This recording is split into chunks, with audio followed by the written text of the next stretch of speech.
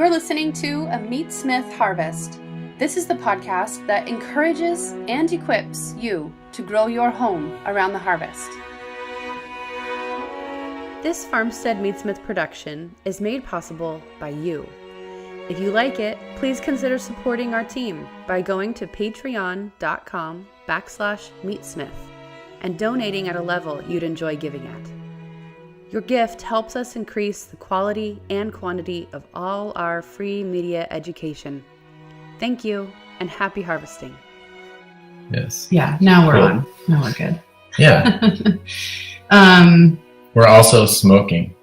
also smoking. So I spent most of my time just starting fires this morning Yeah. because it's the time of year to burn wood. And we're burning wood in the house to heat it. And we are burning wood in the smoker to smoke 2 pigs worth, 2 old spots worth of bacon.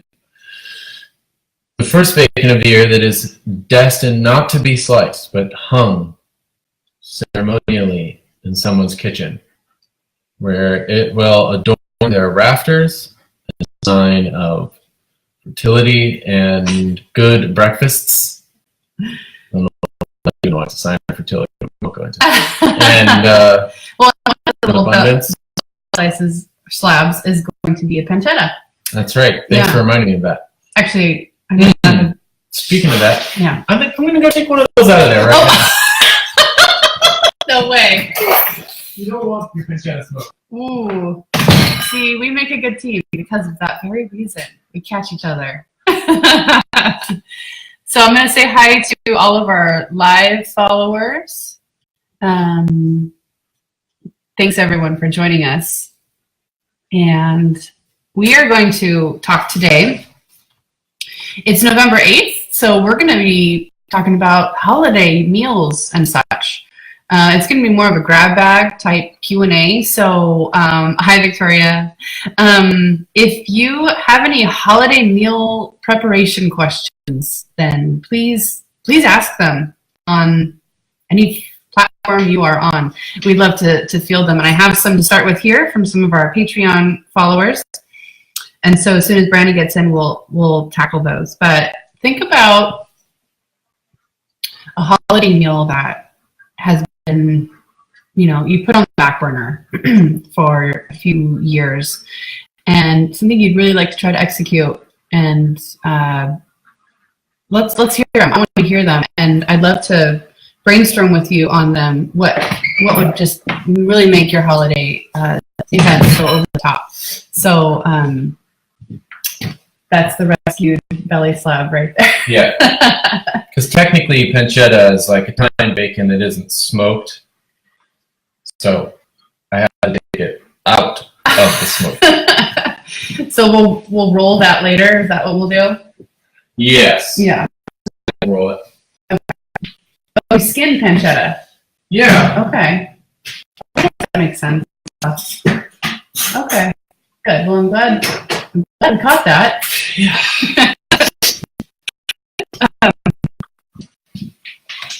Oh, Victoria says she can't see me. Yes, thanks, Victoria. I know Brandon left. Nothing there, was there? How do I pre-cook whole country ham? I just said that we were going to talk about holiday meals. Yeah. And so I've got to start with, we're coming in. Okay. Live feeds. But I want to talk about really awesome holiday meals. Yeah. And certain unique dishes that people have been, maybe not wanting to tackle in the last few years, but we can help them with. So okay. So let's start with that, because that's like the holiday meal, right? Is the ham. Yeah. Mm-hmm.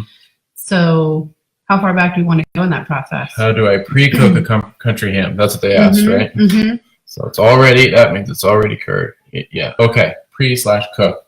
Okay. So you simmer it is what you do. Mm-hmm. And so you're going to need a big pot, and you're going to want to chop up a bunch of apples, and onions, and parsnips, and whatever root vegetables you have, and throw those in there.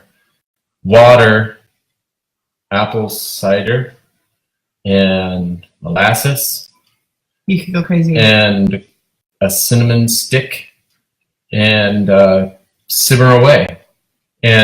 Or you could just do water, but you will be left with a very rich stock, because what the simmering is going to do is it's going to reverse the osmosis that put the salt into the ham in the first place for it to cure it. It's going to take a lot of it out again, which will make it much more possible to have large bites.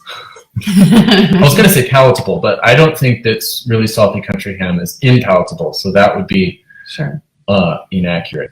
But it'll pull salt out and it will cook it. So the simmering has those two functions of cooking the ham and mellowing the salt. Mm-hmm. And it really depends on how long how much salt is in the ham as to how long you'll simmer it. I have no idea how long it will take. Nobody in the cosmos does, because all hams are different. So what you want to do is taste the liquid as you go.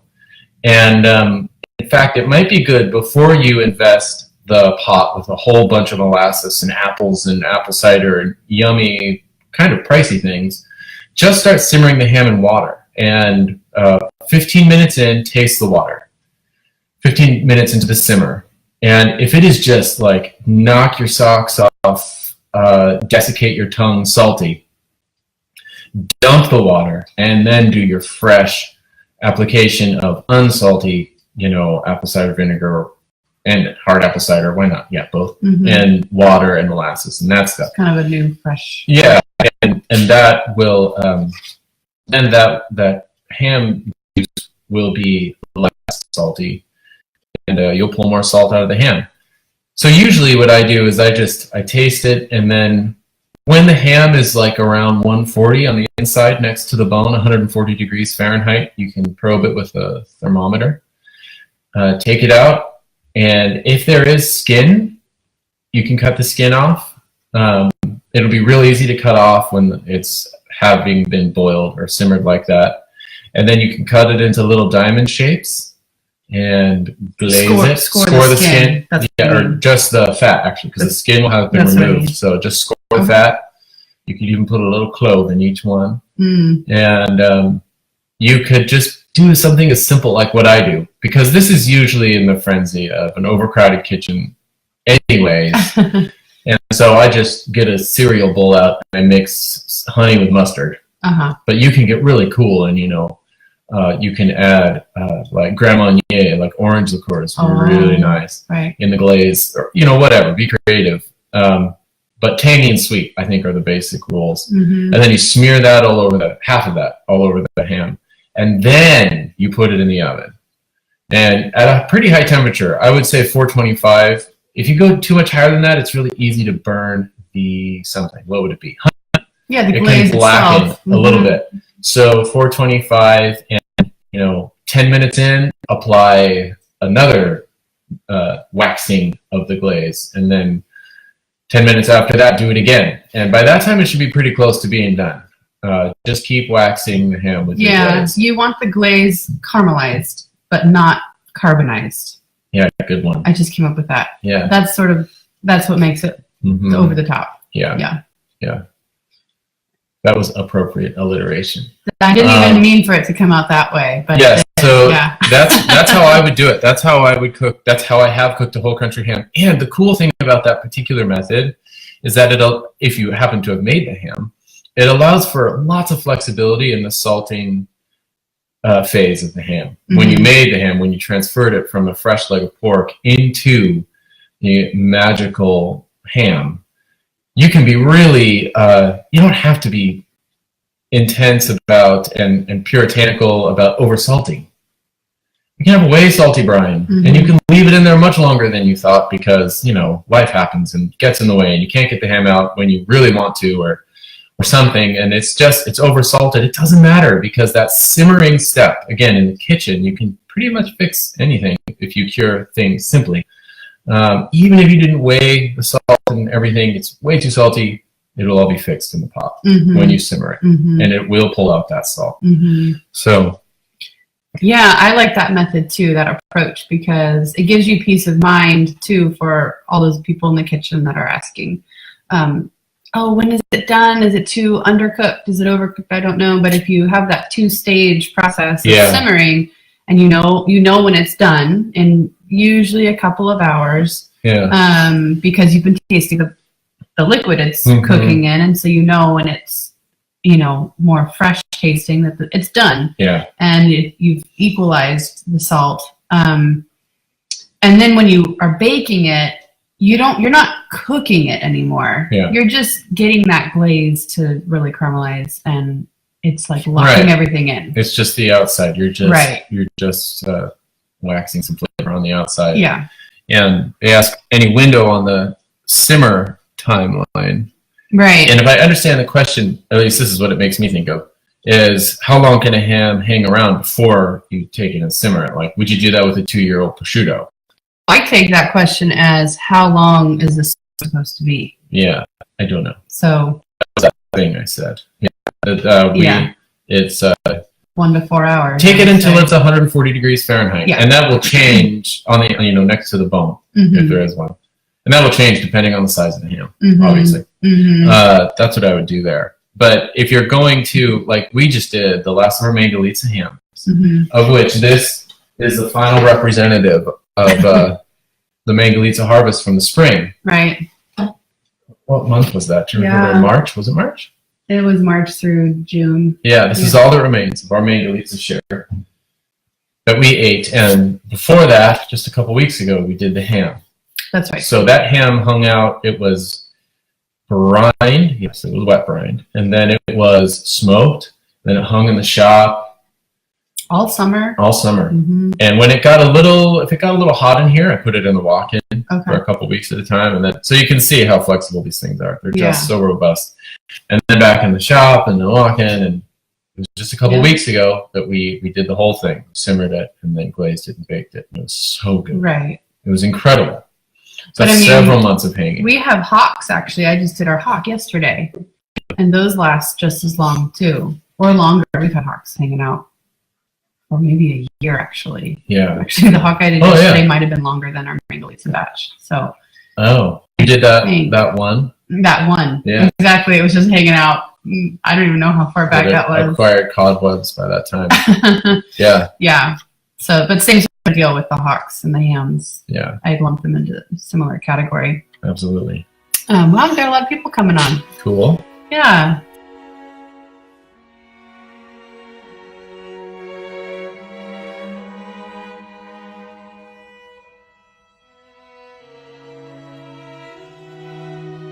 So I've got to back up. Something happened to us that I want to share with our audience. We discovered something, piece of art. Oh. A song in particular. Oh, yeah. Should we share that? Well, in what vocal manifestation are we going to share that? I won't ask you to sing it, although I did think about that. Okay. But we discovered a Boar's Head carol.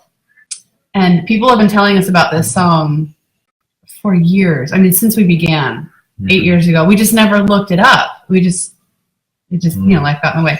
But recently a Facebook lady, one of our followers on Facebook said, because you posted, I think, a pig's head that you had roasted at maybe the recent class. And she said, complete with the Boar's Head carol and instructions, please. And so that prompted me to look up the Boar's Head carol finally. And I did, and I was blown away we both were. I showed the family. We made like almost a ritual around listening to it. And we've been memorizing it with the kids. And I mean, it's just, it encapsulates so much of our family in that song. And so every creative nerve in our body is wanting to use it for media in the future. So you can, listen up for that. But I wanted to talk about roasting a pig's head. Okay. And because that seems to be a tradition that we're following, and it certainly is kind of a climactic meal to present for your guests. It just stuns everyone. So will you help us walk us through how do we roast a pig's head? Yeah, it is like the icon of abundance, a pig's head. Mm-hmm. And I think the boar's head carol indicates it in a way that we don't relate to anymore. But a boar was kind of a scary animal, wild pig, huge tusks. And I mean, there are stories in, the early municipal settlements of America, like in New York City. Pigs were demonized because there's horrible stories about them, like carrying off children and eating babies, because they are omnivores. They are intelligent and they can be domesticated, but they will also eat you. The wild boar. Yeah. Well, even domesticated pigs. Oh. And yeah. Don't mistake the look in their eyes for affection. Okay. It's gratitude, but maybe not affection. Okay. Well, maybe the same kind of affection we have for them. Sure. Actually. Like, I like you as personality. You have an individuality there, but I also like to eat you, and these things are not at cross purposes. So I think they actually look at us the same way, which reminds me of that Winston Churchill quote about cats look down upon you, and dogs look up at you, but a pig, he looks you right in the eyes, equal.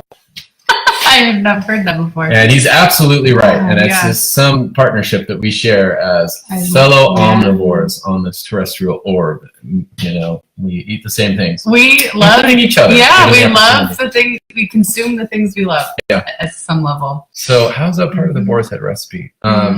But so the boar's head carol is very much like, I think, if I were to interpret it, the pig's head, the nefarious wild boar, which is an extremely intimidating animal. They can be huge and they are ferocious. Larger predators avoid them because you just don't mess with pigs. And so it could very well be a representation of like demonic, of Satan. And so you serve it on Christmas. It is the monster, the horrible monster, sometimes child-eating monster, that is defeated by the infant born in a barn. It's just so rich. And so that's the boar's head carol, I think. And so there's like a triumphalism there. It is. I'll put a link to it in the show notes so you can listen to it. It's so great. Particularly, there's this one. I mean, there's many versions of it. But there's this one that I just love because this deep, rich, masculine voice followed up with a chorus of many voices. And it's triumphant. You're right. That's the word to say. It's triumphant, and there's Latin, and so it's very, very appropriate. With the little Latin phrases in there. So it combines liturgy with food eating, which is like who we are. So. We love that. So I think that's kind of the boar's head in that sense. But then I was also thinking like it still exists that way today. In a sense, it is a signifier of a feast, even though no one eats it. No, they don't eat it on a regular basis at all. But everyone understands that the pig's head represents abundance, bounty, and feasting. And I was remembering the ways to tell to discern the subconscious, like the unspoken assumptions that we all share, is by the jokes that we tell each other and all laugh at. And Brian Regan is this hilarious comedian, and he tells this joke about the people on the plane and the social dynamic that exists between those in first class and those in coach. Is that what they call it now? I don't even know. Yes. Economy class. And I think that's the context of the joke. And he mocks the first class people and the things that they demand. And one of them is, bring me the head of a pig. That's right. And it's because we all laugh at that because we all know what that means instantly, with no background, without knowing the boar's head carol, without ever slaughtering a pig, cutting one up, roasting its head, and eating it so we can experientially vindicate that, yes, that means feast and opulence even, We just get it. We all just know that. And so I love that. And so the boar's head is just one of those things. A deep signifier. So when the key to a good boar's head roasting, I think, is again on slaughter day. Everything comes back to that. I always say the most decisive ingredients in any recipe are the husbandry and the harvest. And they, compared to those, the spices that you put in there, even like cooking method, those are all distant seconds to if it is raised well and killed well. It will be effortlessly delicious. You won't have to overwork and source the most esoteric ingredients on the globe to make it flavorsome. So pig head is no different, and where the rubber meets the road on harvest day is the scald and the scrape. So it doth need to be hairless. Yeah. Please. And it's, it is no small amount of work. In fact, the hardest part to dehair on a pig is its head because of all of the angles and the luxurious fat folds under their jowl that exclude the scalding water and are tricky. So when I get a pig's head, unless it's a summer pig, usually the pigs, if you're not harvesting in the fall or winter, they're not molting. So they're very easy to scald and scrape, and you'll get a clean head, no problem that way. But when it comes to Christmas time, it's possible for them to be harder if you catch them while they're molting and growing a new coat. And so when I am scalding and scraping a pig and I know I'm going to roast its head, I also torch off any remaining hairs. So you would do your utmost on the first pass of the head by getting your temperature and duration perfect, 145 degrees Fahrenheit, checking every 90 seconds, and then scraping off every hair, focusing particularly on the epidermal layer, the pigmented layer. You want that to come off. And if bristles remain, that's okay. Just get that epidermal layer off, and then shave all the bristles off with your hyper sharp knife. And only then would you torch, because if you torch it when the head is still full of bristle, there's a chance that it will have a sooty, burnt hair essence to it, aroma about it. And that's a little off-putting. I actually kind of think it's kind of nice, but it's different. And serving a pig's head is stretch enough for most people. So get it real clean with the knife first, then torch the ones that you just absolutely can't reach with your knife. And then it's not enough just to torch. You have to rub off the soot. You have to get it off of there. And the best thing for that is a Scotch-Brite sponge, the gray side, the rough, coarse side. Okay. That is the tool for that. It just works beautifully. And you can even remove the shadow of a black pig's epidermis or a scurf that remains after a good scald and scrape with a Scotch-Brite sponge. So you can make them like gleaming white. It's like polishing. And that will remove all the sooty, burnt hair follicles. And then you have a pig head that is ready to roast. Okay. And leave the jowls on. Also. Yes. Okay. So this does sacrifice the guanciale. This is and it's a worthy cause. That's the magnanimity of it. Is you keeping those cheeks on. Yeah, it's luxurious. The thrifty thing to do would be to take them off and cure them, because then you'll eat smaller amounts over a longer period of time. Or you can just go all out and eat the whole head in one meal. And that's why it's so luxurious. It's such a gesture of abundance. Literally magnanimous, large-headed, large-minded. There you go. So, yeah, get it clean. And then you really want to be super generous with how much time you give the head to cook. Because there's almost no way for it to rest for too long, because it is going to be so hot. So what I mean is, get the oven started at least by 8:30 a.m. and put the head in a deep dished pan, so with high sides, like the hotel pans are kind of perfect for that restaurants use, and put it in the oven at 275, 300, 315, somewhere in there. And it's flexible because there's so much fat on the head. Sure. Particularly the jowls, and it's just going to baste itself in its own fat. And you just let it go all day long. And I'm trying to remember. We just roasted a head in Minnesota at the Boar class, and it was beautiful. It was awesome. And I remember as we were doing it, I was like, hey, just in case we talk about this on a podcast, I should actually record how long we cook it. And naturally, I didn't. So I don't know. You know, it's hours and hours and hours. I would say minimum of 5. If you can do it in 5, that's probably a smaller pig, you know. But if it's a good-sized pig, then give yourself 7 hours, 6 hours. Yeah.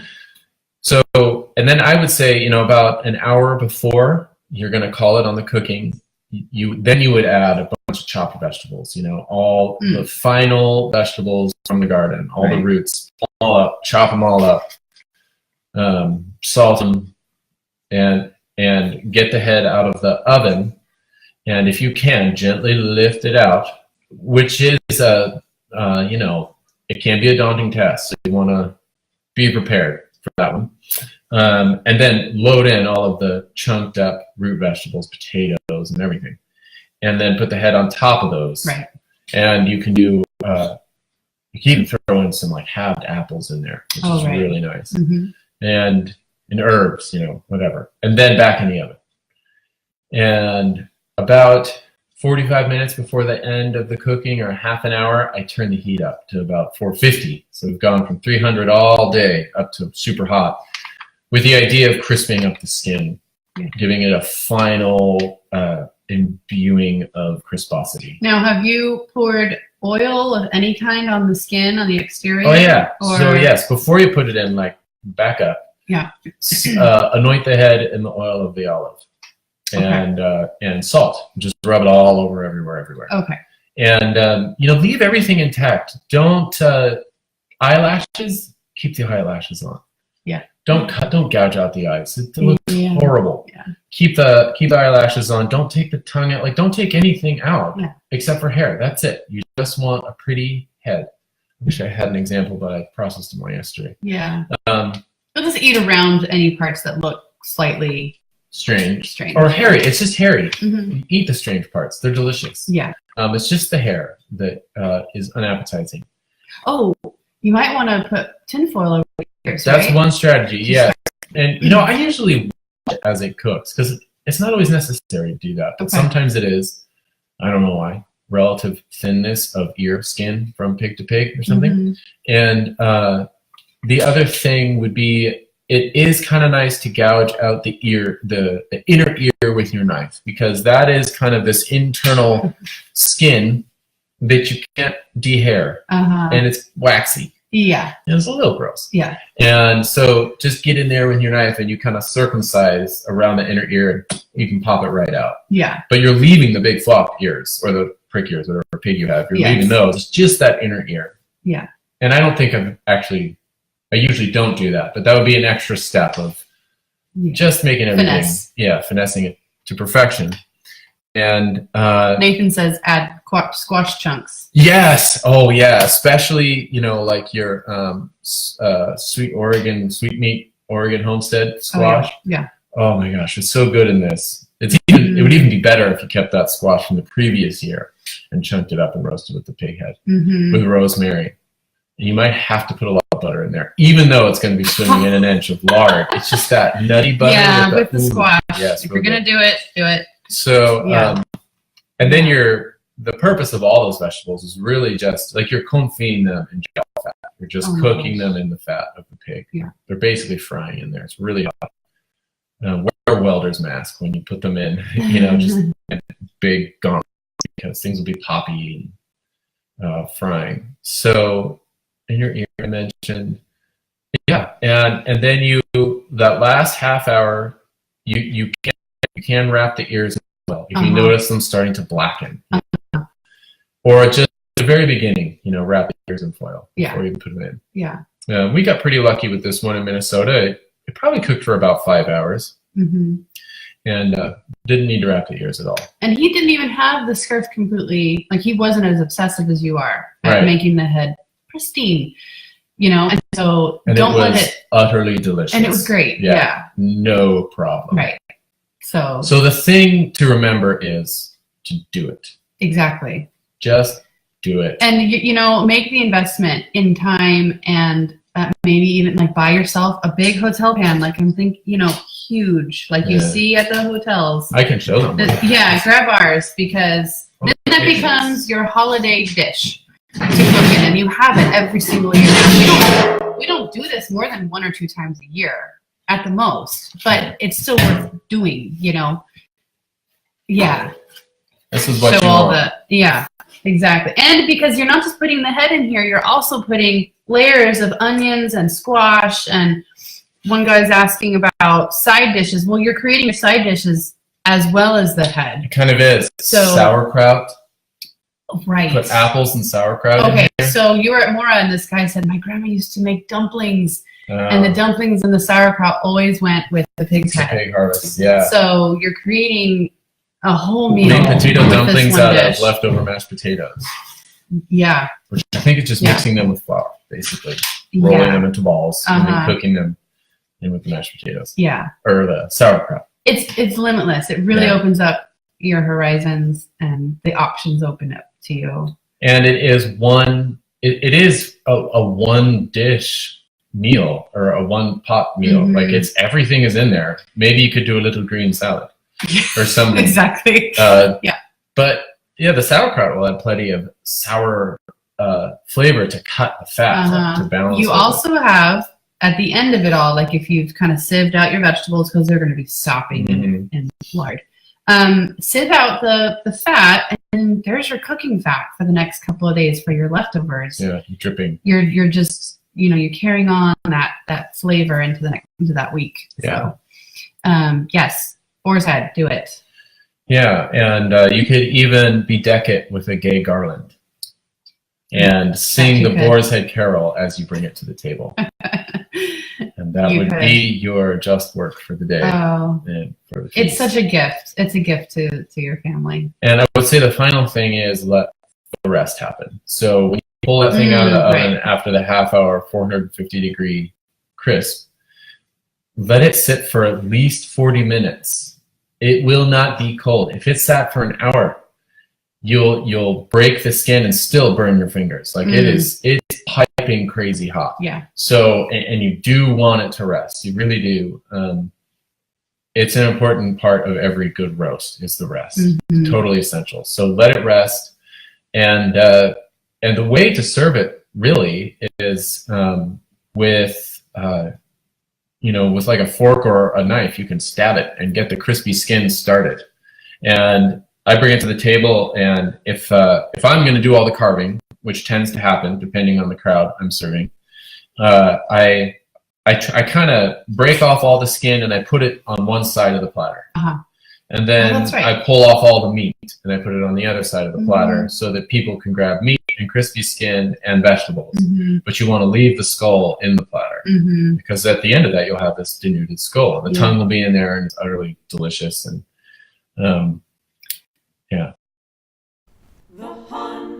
How many people do you know you would say truly share your back to the land values?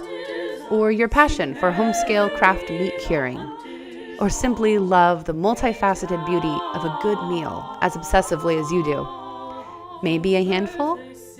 At farmsteadmeatsmith.com, we've created an online community of hundreds of omnivores from around the world and a platform for them to learn from and inspire one another.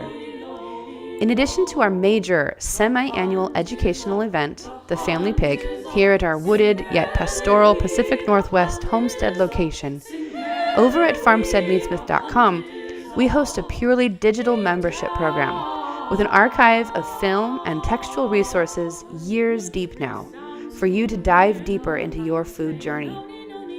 And both include access to our private community Facebook page for your continued education and fellowship.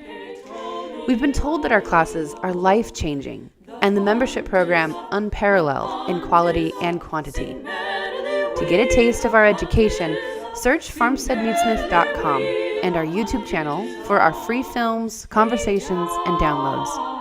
Explore how we and other meatsmiths across the globe may best come alongside you, putting the knife in your hand, article by article, and comment thread by comment thread, can support you in building your home around the harvest. Please head to farmsteadmeatsmith.com today. Last year, though, as a little rabbit trail, last year when you did our pig's head for Thanksgiving, you discovered right before you put it in the oven, I think, or maybe you tried it, you tested it, that it wasn't going to fit in our oven. Because so what you did is you kind of improvised, and it became a huge project, but that's okay. You deboned the skull. You took the skull out of the pig head, and then we stuffed it. Like a duck or something like that, like a turkey. Yeah, I didn't know. Stuffed it with sausage. And you can actually, on our Instagram page, you can look back a year to, Thanksgiving time. That's when it was last year. And we did a little post on it then. Yeah. And you cut into it, and it was just amazing.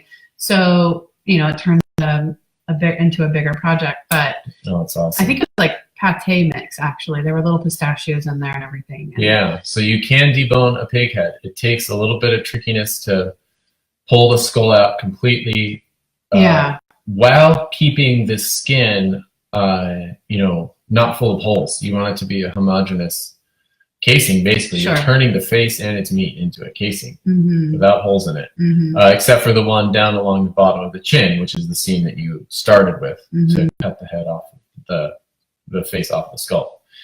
And we just stuffed it with sausage.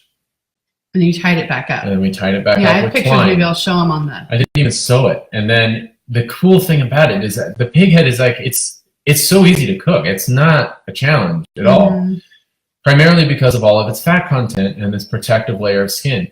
You're not going to burn it. I mean, unless you're just like remarkably negligent, like for 2 days. But even then, it might still taste good. Yeah, it's true. It's just so fatty. It's going to be great. The things that are hard and difficult that you do want to focus more on timing are lean, tough roasts, or even just lean roasts, in the oven. Those things take a little bit more observation in order to not burn them, but not a pig head. So you can stuff it with sausage, which means you have this massive amount of thermal mass to displace when you're cooking it, right? I mean, you have to cook all the way to the center. And when you're cooking with the skull still intact and inside the face, the heat is radiating off of the skull at some point, and it's really helping the cooking along. But if you stuff that thing full of cold or room temperature sausage and then roast it, it's going to take a lot longer. That's true. It cooks for a long time. Yeah. I think we might even do 2 cooking sessions on that. I don't remember that. Match up with timing, like a little bit the day before. Maybe we did. Just left it in the oven and then started it up again the next day. Maybe, so there is more mass. Yeah, it was fully cooked on the. You know what you did? But you prepared it the day before. You didn't cook it. It was all ready to go. The sausage was made. Yeah. Taking the skull out and stuff it a good amount of time, and then the next day we started it really early. Yeah. Right away in the morning. Yeah. And it would have been impossible to cook that too long. Yeah. I think. Yeah. And it turned out wonderful. Yeah. It was excellent. It was so cool to be able to slice a pig head. Oh my gosh, I know. Right. It's not pullable. Like, it was pullable, but when you cook it with the skull, you're pulling meat with thermal gloves or something. But with that thing, we could just it was pretty awesome. Yeah, it sucks off in my family. Yeah. They were a little skeptical, but once they wrapped their they were like, my brother-in-law was like, "Can you do that again this year?" Yeah. He kind of whispered it. So we're gonna do that again this year. Yeah. Maybe not the sausage part. But what I want to do this year is stuff it with chestnuts. Oh, that's right. Chestnuts that have been roasted, peeled, crushed, and gently simmered in butter, and then flambéed with whiskey. And then we will stuff it with that, and probably some sweated shallots, and some sprigs of rosemary. That sounds wonderful. Because there's chestnuts right now. So we kind of need a head right now. Yeah, that would be. We will. We will at the right time. Yeah, are there side dishes? Someone side dishes. That would go really well with that. I mean, something just tangy and kind of that can the richness. Make sure you have good cider on hand. Yeah, I mean, I really like to keep things simple, and so anything fermented is going to be awesome. You know, any sauerkraut, or chili beans, or something. And you don't have to serve them raw either. You can heat them up or cook them. Like we were saying, you can cook the sauerkraut with the head. And it would just be amazing. But I think a humongous loaf of bread is in order. Even one, maybe it's a little more sour. You can do even a more sour loaf. That's true. Because that is going to be your absorbent mechanism for the fat in which the vegetables and the head have been cooking. Yeah. So definitely bread. And what else? I think of... Yeah, really just pour our efforts into this one major dish, and then we don't worry so much about side. Even on your holidays, like I guess growing up, you'd have like different side dishes or more with your turkey, and that hasn't been our style. We just make this one major dish, like and then the marshmallow jello casserole. Oh yeah, we don't go there. But I've had too much of that growing up. Yeah, I would say have mustard on the table. People will just go for it, even if they're not like mustard eaters. They will quickly sometimes surf it of all the fat that they are consuming, and they will be searching on the table even subconsciously. And if you have a mustard in a bowl, take it out of the jar, dump it in the bowl.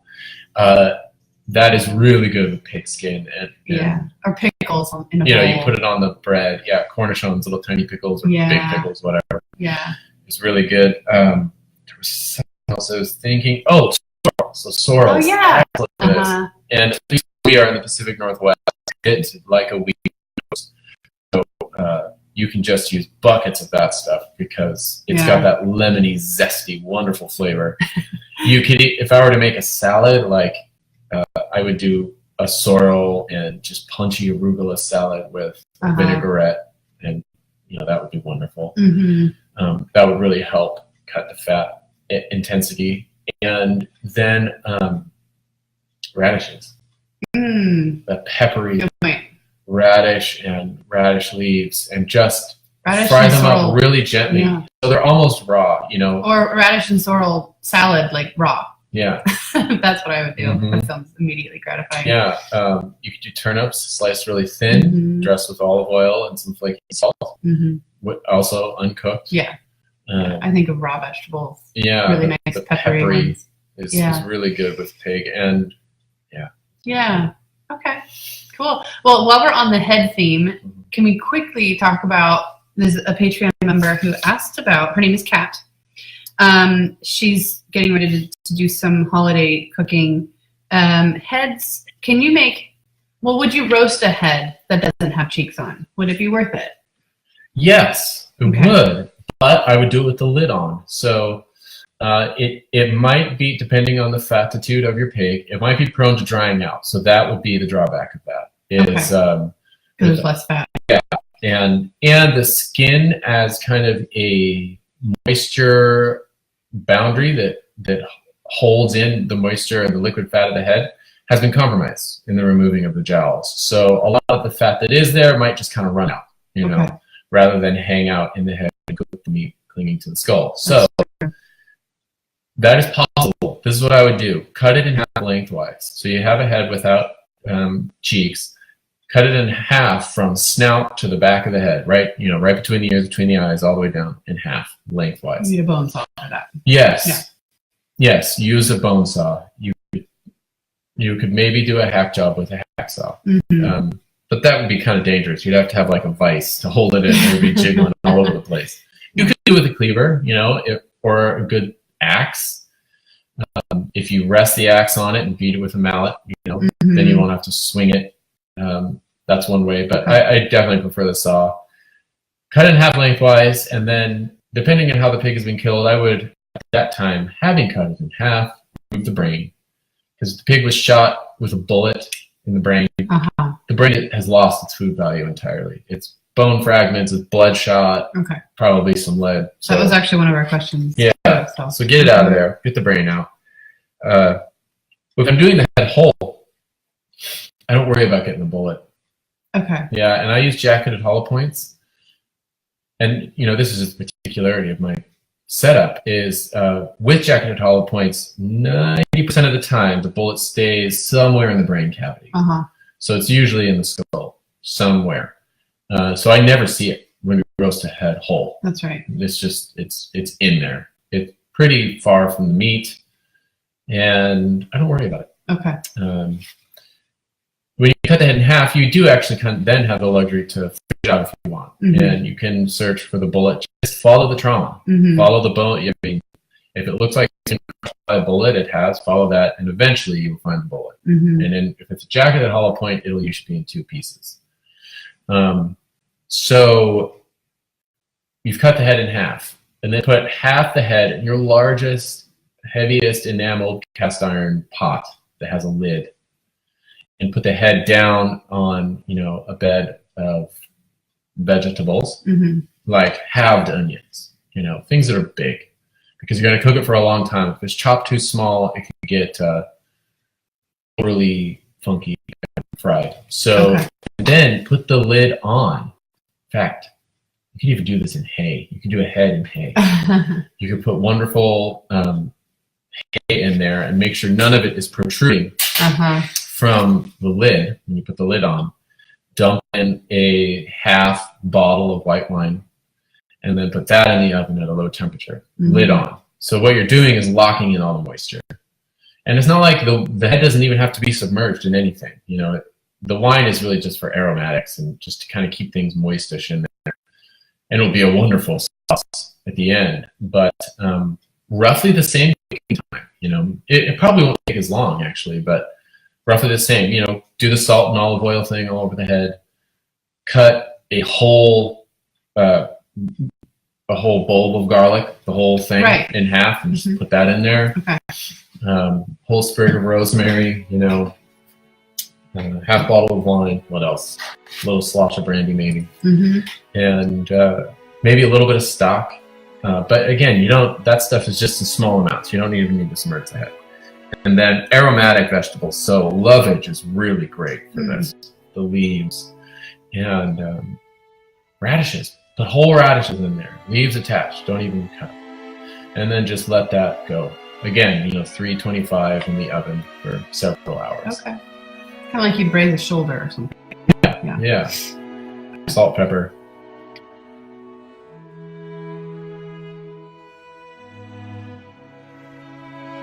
This conversation will be continued in a forthcoming Part 2 episode. Thanks for listening, and peace be with you.